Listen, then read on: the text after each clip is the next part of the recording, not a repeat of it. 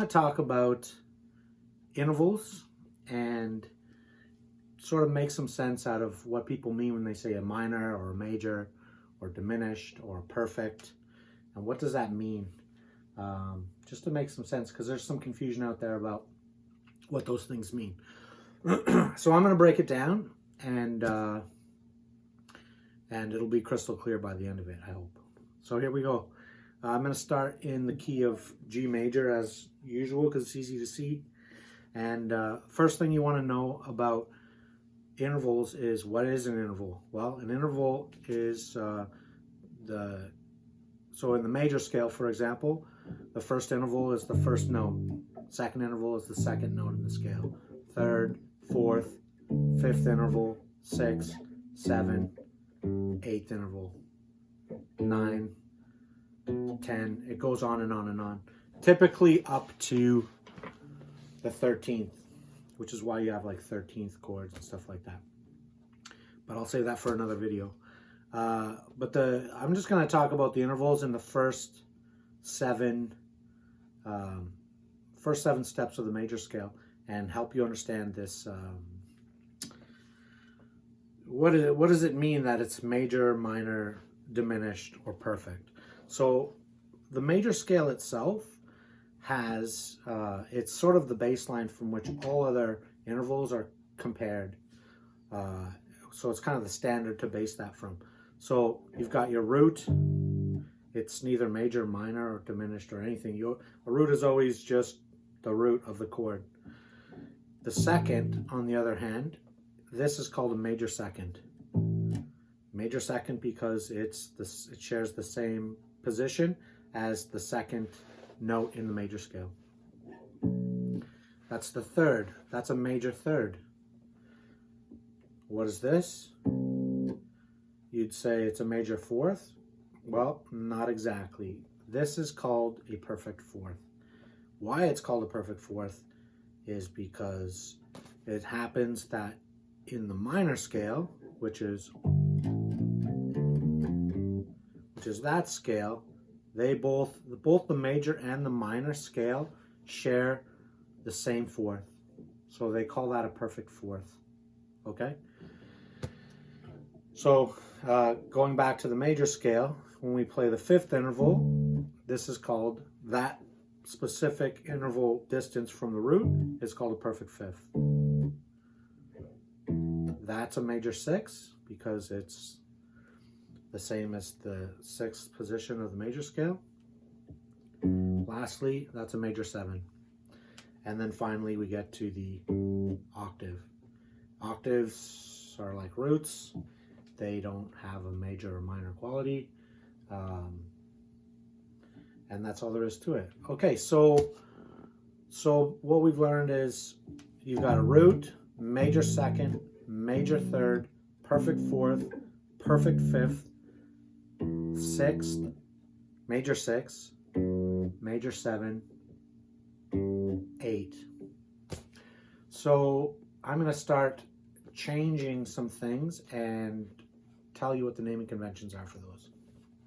So we're always basing things off of how does it relate to the major scale intervals, okay?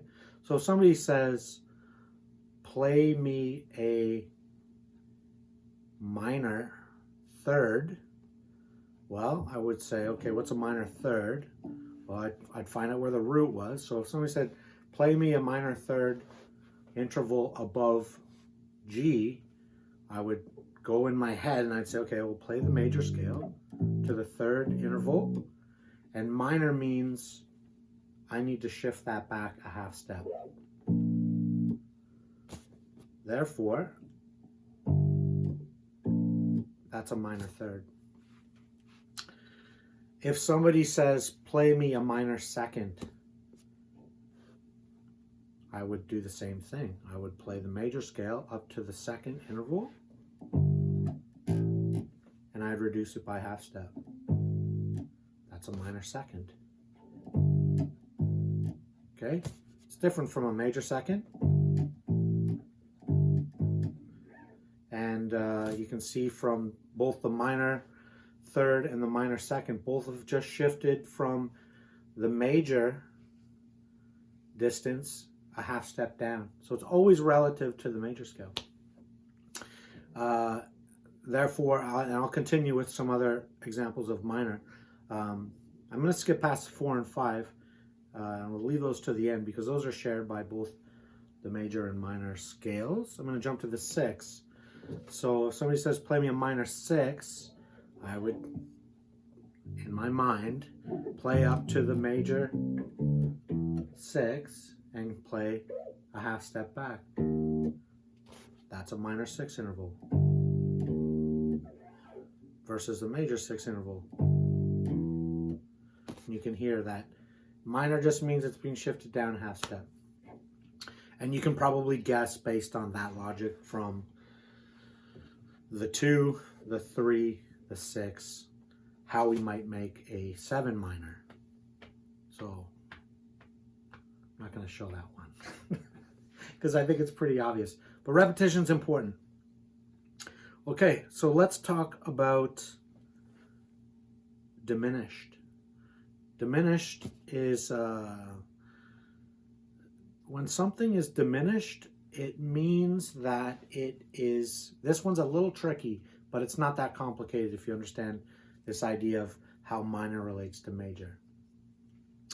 So I'm gonna show you an interval that you don't hear very often, but technically this would be what somebody would call a diminished third interval. And what that is the way you calculate or find what a diminished interval is if it has a major, so the third, for example, has a major third. If it has a minor third, a diminished would be a half step below the minor third.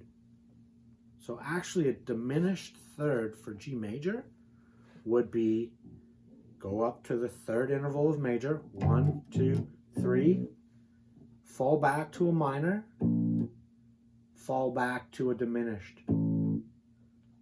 So for the key of G, a diminished third is actually the A. Although it wouldn't be named A, it would be named a B double flat, technically. But that's the logic behind it. If I was to say, play me a diminished 6, what I would do is go play my major scale up to the 6, and then I would say play the minor, and then play me the diminished would be a half step below the minor. So what do we get there? You actually end up getting a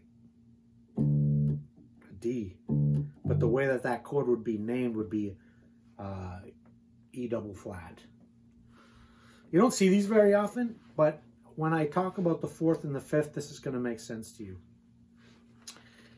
And I've saved those to the end because you'll see how the diminished applies to those perfect intervals. So there's only 2 perfect intervals in the major scale. It's the 4th and the 5th. And the 4th and the 5th are the same for both the major scale and the minor scale. So when somebody says play me a perfect 4th, it doesn't matter if you use the major scale or the minor scale, you go up 4 notes and there you are, a perfect 4th away. Right? So for major, 1, 2, 3, 4. For minor, 1, 2, 3, 4. It ends on the same note. A diminished 4th is only a half step behind a perfect interval. Not like the major and minor intervals. That said, if I was to play a diminished perfect 4th, basically you'd go up and find the 4th and go back 1 half step. For the 5th, the perfect 5th, it's exactly the same thing. To play a diminished 5th interval, you'd play up to the 5th, the perfect 5th, and you diminish it. Because it's perfect, you only go back a half step. There is no minor 5th. There's no minor 4th. So you can't go from the 5th to a minor to a diminished. So it's a stepwise movement. And it's only in that situation that you get that. one last item I want to talk about is augmented. And I don't think I mentioned that in the intro, but you may hear play me an augmented 5 is a really classic example. Well, like diminished, when you're dealing with the perfect fourth and the perfect fifth, when you augment the fourth or the fifth, you raise it by a half step.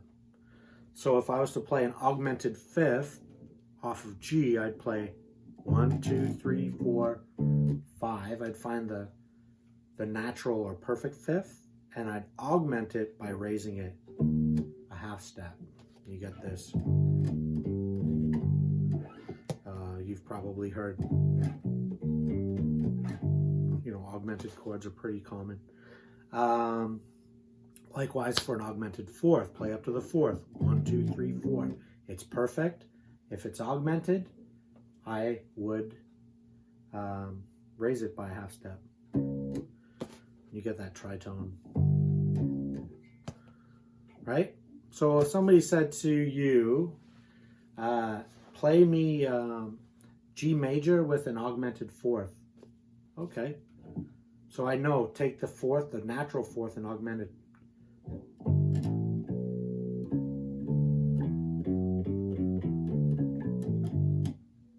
That's actually the Lydian mode, if you've studied modes at all. So I've covered, so you have your natural major and perfect items, which all align with the major scale. You've got your minor variations of those intervals, which are a half step below those major intervals. You've got diminished, which are 2 half steps below any major intervals and only a single step below your perfect intervals, which are the 4 and the 5. Augmented, same thing. Technically, you could augment your third by raising it a half step. You could augment your 6 by raising it a half step. You augment your 4 by raising it a half step. You can basically augment anything by a half step up. That's what augmenting is. Typically, augmented chords are focused on how it repositions the fifth interval. That's the most common, but it's not the only. You see a lot of augmented 6 chords and whatnot. So hopefully that makes sense. And when people say, "Hey, play me a 2 chord with a with a diminished 5." Oh, okay. If you know your chords, you could, and your modes, more importantly, you could alter that scale by that degree that somebody said. So that's why you want to use this. It's just helpful in communicating with your bandmates, like what sound you're trying to get after, and sometimes that's important, sometimes it's not, but it just makes communication a lot easier.